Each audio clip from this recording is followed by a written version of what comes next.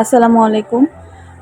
গতকাল যে super shop থেকে বাজার করে এনেছিলাম, তো তখনই আমি ফ্রোজেন আইটেমগুলো ফ্রিজে রেখে দিয়েছিলাম। আর বাকি যেগুলো ছিল শুকনো আইটেম, তো এগুলো এভাবে রেখে আমি ঘুমিয়ে গিয়েছিলাম।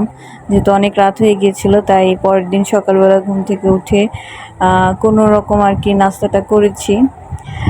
নাস্তাটা করে ভাবলাম এগুলো সব এখন গুছিয়ে নেই। তো বিস্কিট আইটেম ছিল, ওই ব্যাগটা পুরোটাই বিস্কিট আইটেম ছিল।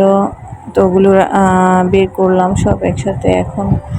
আর যে টুকিটাকি আছে এখন এগুলো সব এক এক করে যার যার জায়গায় আর কি রেখে দিব। তো এই যে সাবানগুলো রাখলাম, আর ভিমবারের সাথে এই বাড়িটা পেয়েছিলাম। তারপর এই ব্যাগে ছিল হচ্ছে টিস্যু, তারপর সরিষার তেল, তারপর একটা হচ্ছে রিফিল এনেছি। আর এখানে আছে কিছু হালিম মিক্স আছে একটা, আর একটা মুরগির মাংসের মশলা আর গরুর মাংসের মশলা।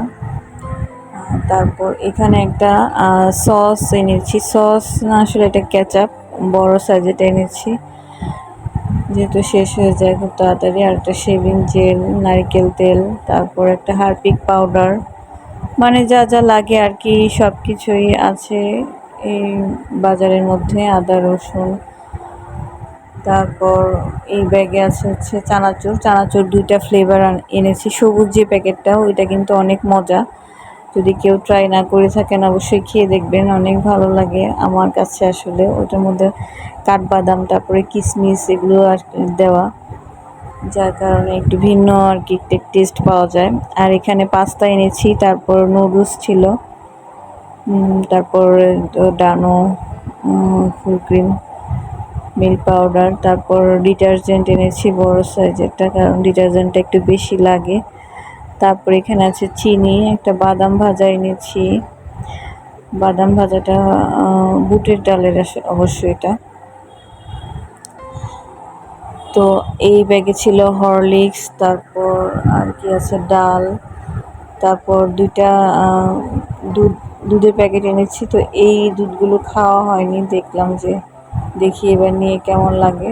তারপর ছিল লবণ, তারপর একটু লাল চিনি এনেছি, আখের আর কি লাল চিনিটা প্রথমবার আনলাম, দেখি ট্রাই করে কেমন লাগে। যদি ভালো লাগে তাহলে নেক্সটে এই লাল চিনিটাই খাওয়ার চেষ্টা করব।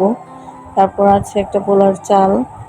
আচ্ছা, আমার এখন সব কিছু বের করা শেষ। এখন এগুলো যার যার জায়গায় আর কি রেখে দিব, যেটা যেখানে থাকে। বাজার করা তো আসলে খুবই সহজ, কিন্তু বাজার করে সেগুলো আবার নির্দিষ্ট জায়গায় গুছিয়ে রাখাটা আসলে অনেক বেশি হ্যাসেল। এটা যখন করি তখন আসলে বোঝা যায়। তারপর আমি দুপুরে রান্নাটাও শেষ করেছি। এর মধ্যে আজকে রান্না করেছিলাম করলা ভাজি, তারপর রুই মাছ ভুনা, আর ছিল ডাল। তো আজকের ভিডিওটা আমি এখানে শেষ করছি। আল্লাহ হাফেজ।